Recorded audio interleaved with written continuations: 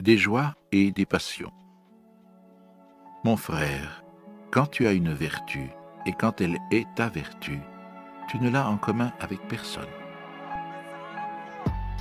Il est vrai que tu voudrais l'appeler par son nom et la caresser, tu voudrais la prendre par l'oreille et te divertir avec elle.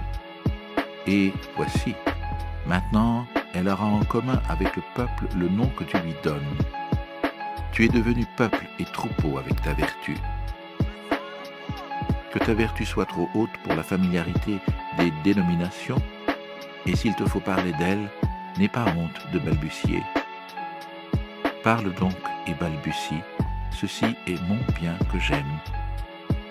C'est ainsi qu'il me plaît tout à fait. Ce n'est qu'ainsi que je veux le bien.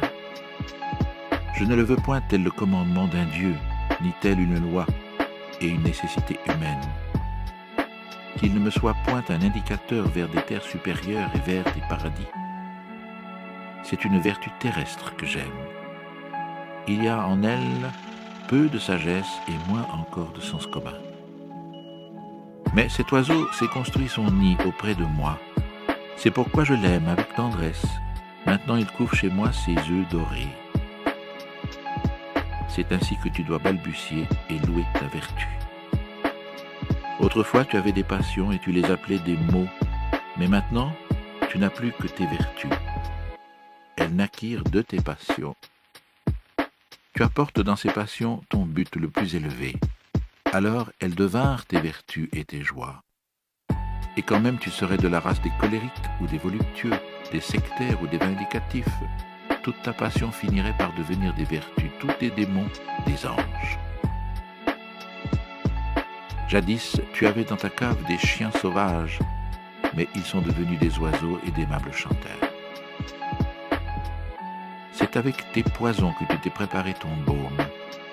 Tu as trait la vache affliction, maintenant tu bois le doux lait de ses mamelles.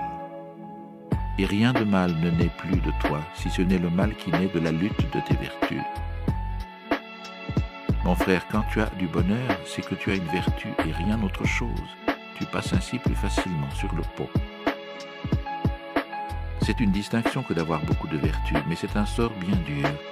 Et il y en a qui sont allés se tuer dans le désert parce qu'ils étaient fatigués de servir de champ de bataille aux vertus. Mon frère, la guerre et les batailles sont-elles des maux? Ce sont des maux nécessaires. L'envie et la méfiance et la calomnie ont une place nécessaire parmi tes vertus. Regarde comme chacune de tes vertus désire ce qu'il y a de plus haut. Elle veut tout ton esprit, afin que ton esprit soit son héros. Elle veut toute ta force dans la colère, la haine et l'amour. Chaque vertu est jalouse de l'autre vertu, et la jalousie est une chose terrible. Les vertus, elles aussi, peuvent périr par la jalousie.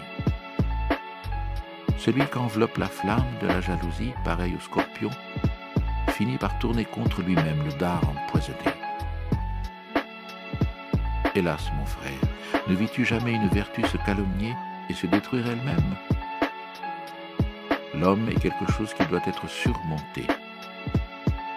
C'est pourquoi il te faut aimer tes vertus, car tu périras par tes vertus.